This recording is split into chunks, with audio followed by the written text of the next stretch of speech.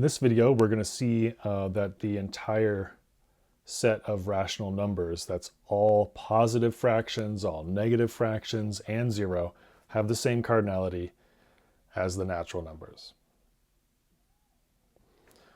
All right, so in the previous video, we saw that the positive rationals have the same cardinality as the natural numbers, and we did that by creating this list.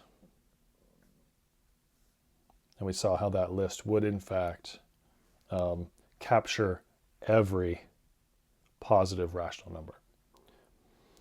All right, now you can see that there's actually a nice little bijection between the positive rationals and the negative rationals, right? Let's see, what would that bijection be?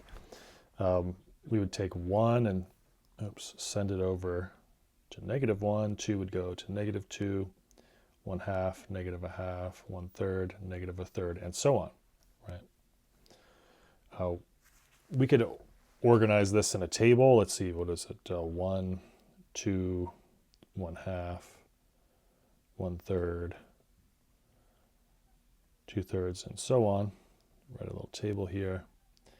Well, that would be -1, -2, -1/2, -1/3, -2/3, and so on. Make this into a table now. This is q plus, this is q minus, and the rule would be f of x equals -x.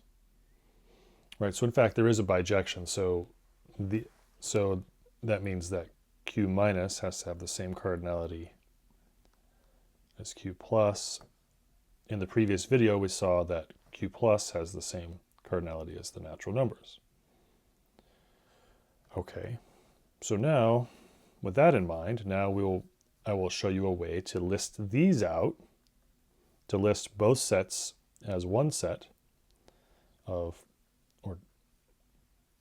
all of the rationals, which shows that if you could write it in a list, then it has the same cardinality as the natural numbers. So let me write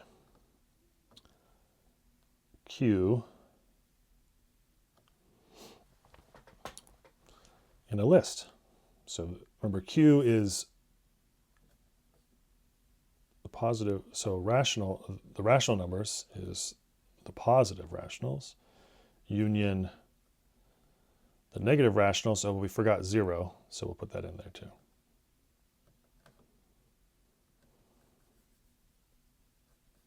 All right, so here's my list. 1, -1, 2, -2,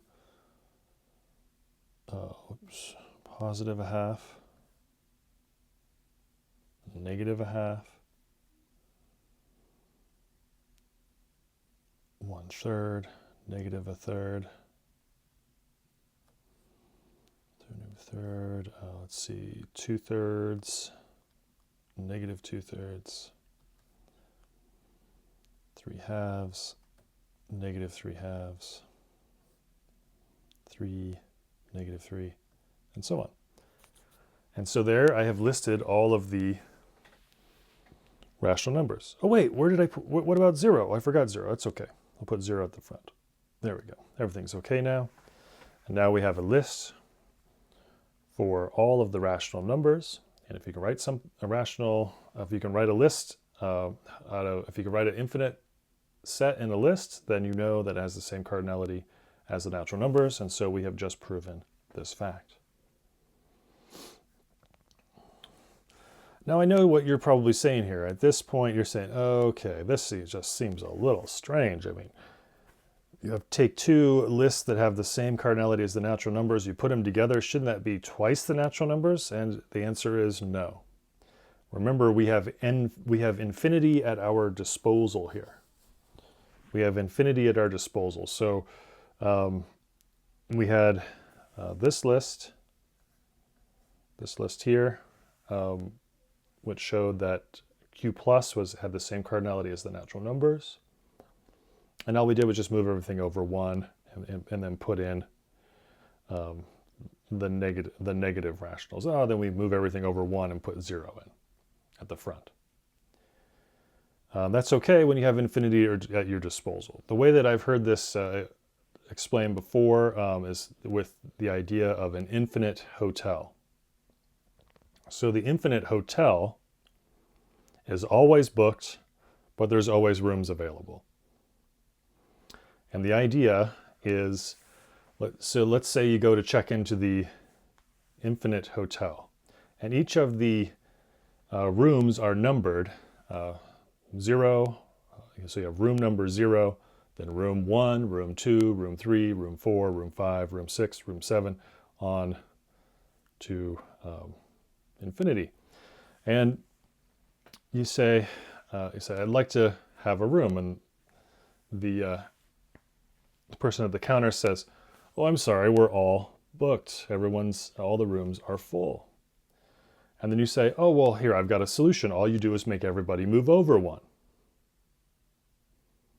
Right? All you do is make everybody move over one, and now that leaves room 0 open. This is the same idea with what we've done here. Right? Here, let's say each of the rooms are labeled with the positive rationals, and a whole bunch of people, let's say each of the people are labeled with negative rationals, come up to the hotel and want rooms. Well, it's a real easy fix. You just move each of these people over one, and now you create space for each of these people. Oh, blast. We forgot 0. Where's he going to sleep? Oh, it's okay. Move everybody over one. Now there's a spot for 0 too.